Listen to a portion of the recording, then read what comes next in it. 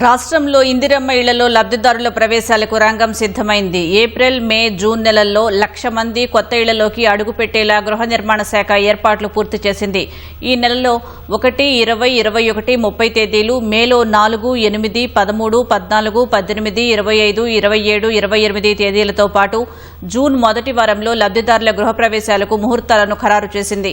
ఈ మేరకు ఏప్రిల్ చివరి నాటికి మొత్తం 33,000 మంది లబ్ధిదారులు కొత్తగా కట్టుకున్న ఇళ్లలోకి మారనున్నారు. గృహప్రవేశాలు చేసే లబ్ధిదారుల సంఖ్య మే నెల చివరి నాటికి 60,000కు చేరుకునేలా అధికారులు ఏర్పాట్లు చేస్తున్నారు. మిగతా 40,000 ఇళ్లను జూన్లో ముహూర్తాలను నిర్ణయించారు. గృహప్రవేశాలకు సిద్దమవుతున్న లబ్ధిదారులకు గత 2 రోజుల్లో 55 కోట్ల రూపాయలను గృహ నిర్మాణ శాఖ వారి ఖాతాల్లో జమ చేసింది. ఇందిరమ్మ ఇళ్ల నిర్మాణానికి ఇంతవరకు ప్రభుత్వం 5,376 కోట్లు విడుదల చేసింది. ఇందిరమ్మ ఇళ్ల పథకంలో భాగంగా గ్రేటర్ హైదరాబాద్ మినహా రాష్ట్రంలోని 32 జిల్లాల పరిధిలో 3.68 లక్షల ఇళ్లను కేటాయించింది. ఇందులో 3.24 లక్షల ఇళ్లకు అనుమతులు ఇచ్చింది. మార్చి చివరి నాటికి 2.66 లక్షల ఇళ్లు గ్రౌండింగ్ అయ్యాయి. ఇందులో 17,800 ఇళ్లు పూర్తయ్యాయి. చివరి దశలో 1,12,127 ఇళ్లు ఉన్నాయి.